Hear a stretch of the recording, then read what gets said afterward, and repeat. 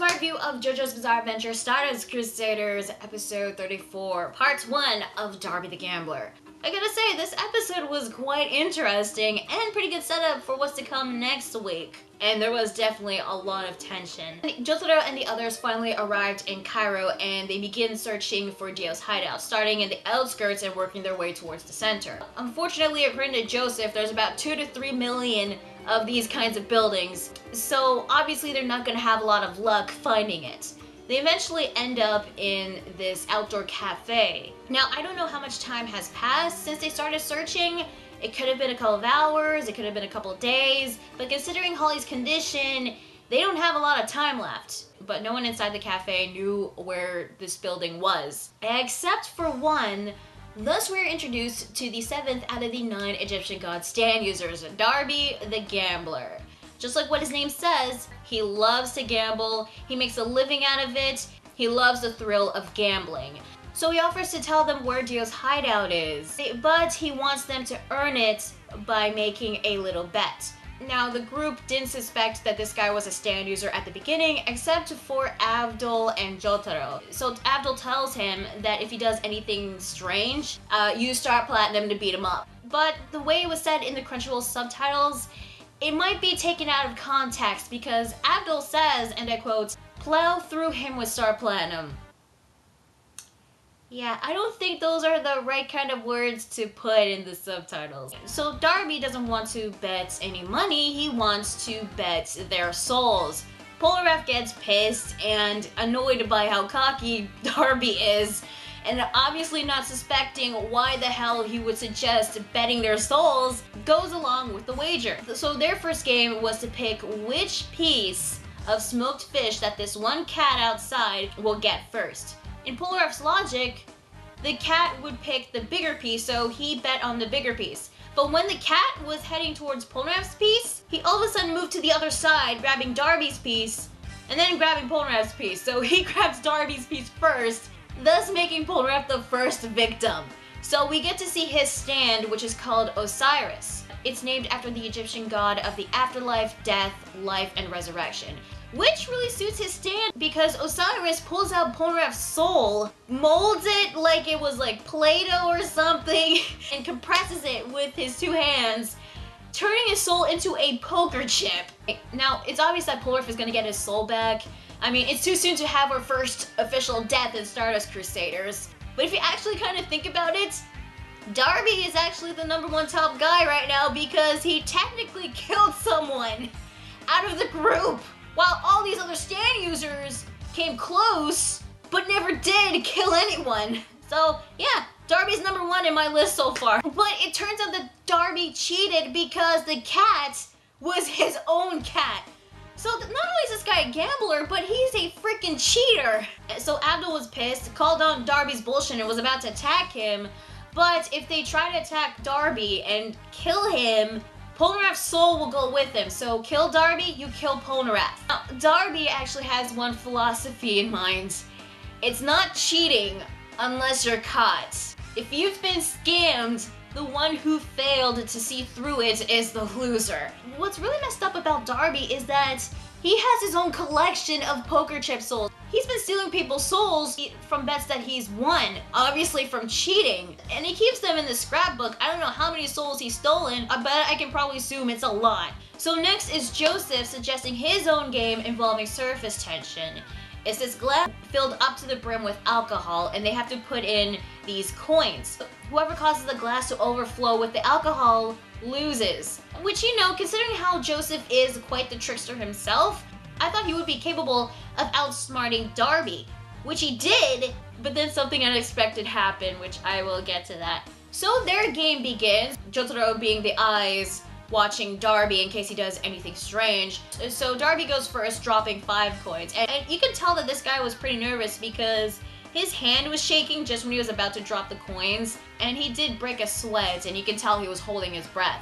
So it's Joseph's turn, dropping in 1 coin, but Jotaro noticed that Joseph had this small piece of cotton between the coin and his thumb, squeezing it, adding in a little extra alcohol so that the next coin Darby would drop in would cause the glass to overflow and he'd lose, which was a pretty impressive trick. I mean, considering that we've seen Joseph as a trickster many times before, especially in Battle Tendency. And this might be just me, but I think that Jotaro was kind of admiring his grandfather. Even though he calls him scoundrel, he says, not bad.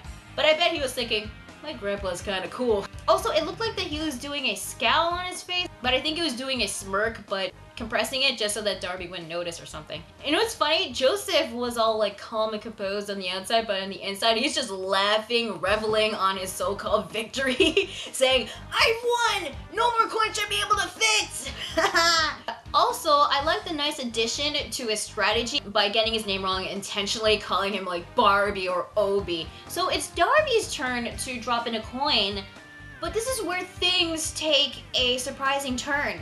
Because he moves to the side of the table, drops in a single coin, and the glass didn't overflow, which it should have considering the excess amount of alcohol that Joseph added onto the glass. Also, Jotaro didn't detect anything suspicious on Darby, especially when he was using Star Platinum.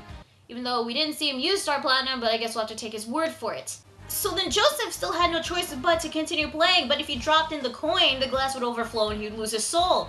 But if he surrendered, then he'd lose his soul too. So either way, it's a win-win for Darby. Now, I don't know if it's just me, but I felt like they were stretching the scene when Joseph was hesitating to put in that coin. It felt like they stretched it to add in the tension to the episode, which it did work, but there was actually a part of me that just wished that Joseph would drop the damn coin already. The guy was sweating, he was breathing real hard, and he was like really shaking. Poor guy couldn't calm down, and then his soul was removed from his body, which I didn't really understand it because he didn't technically surrender, but apparently he did, because according to Darby, if he surrendered in his mind, then he automatically loses, thus Osiris will take his soul. So I can't believe this happened, but Joseph lost, and his soul is now a poker chip.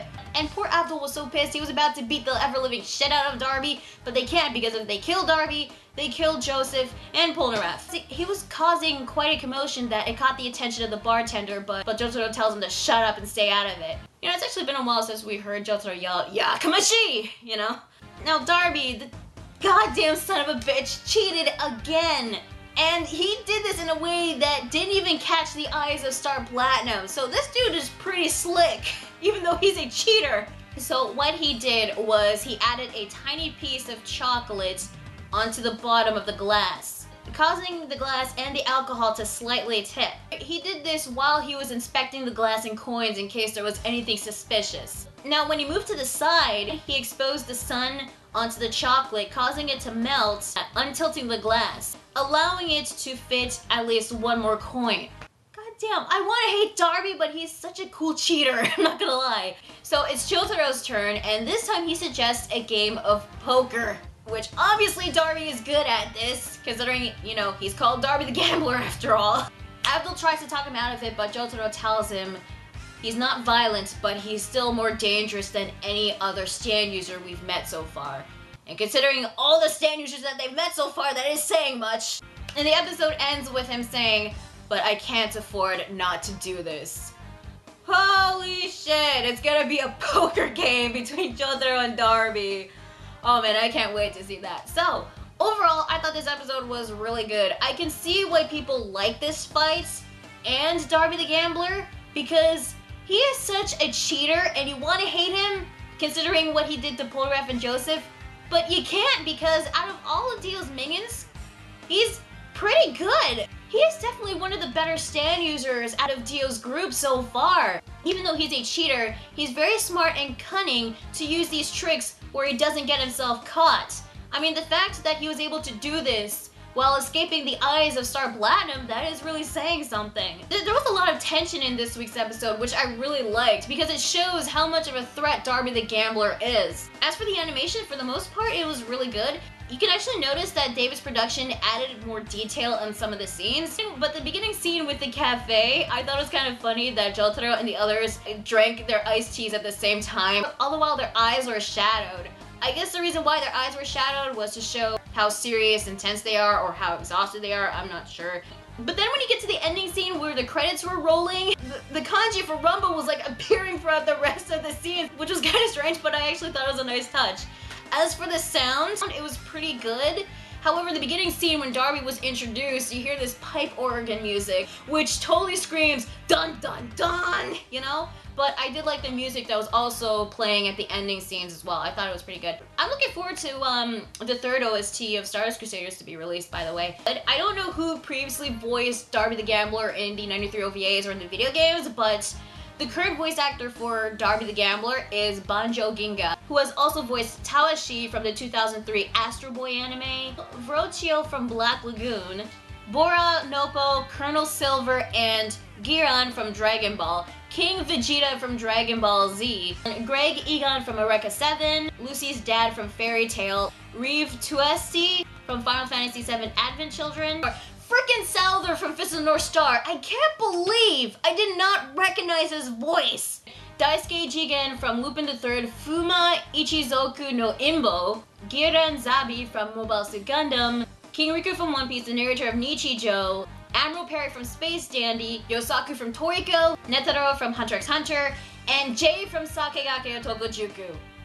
Okay, going off topic here, I did watch Sakegake Tokujuku. I saw the entire anime series. It is so extreme as all hell. No, seriously, how the hell does this school get away with all this stuff that happens, especially with these tournaments? Oh, and do I recommend this anime? If you're into some classic 80s shonen action anime, then yes, but keep in mind, turn off your brain while watching this because a lot of stuff happens that doesn't make any freaking sense.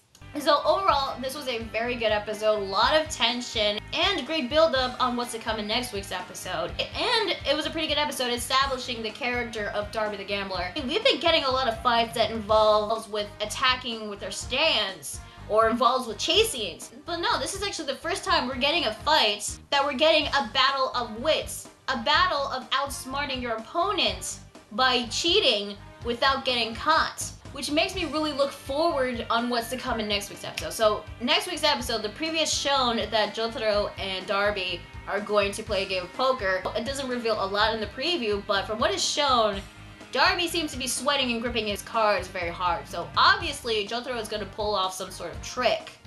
Not sure what though, but I am curious as to see how Jotaro is going to fare in this game against Darby. But knowing Darby and knowing how much of a cheater this guy is, he's definitely going to pull off a couple tricks of his own. So I'm definitely looking forward to next week's episode and also seeing how good is Jotaro's poker face. So tell me guys, what do you think of this week's episode of Stardust Crusaders? Did you like it? Did you hate it? What are your first impressions on Darby and his stand Osiris? Let me know in the comments below. Be sure to like the video if you like it and subscribe to more videos, and be sure to check out my Facebook fan page and Google+. So yeah, that is JoJo's Bizarre Adventure Stardust Crusaders episode 34. I'm going to respond to 27, and I'll see you guys later. Bye.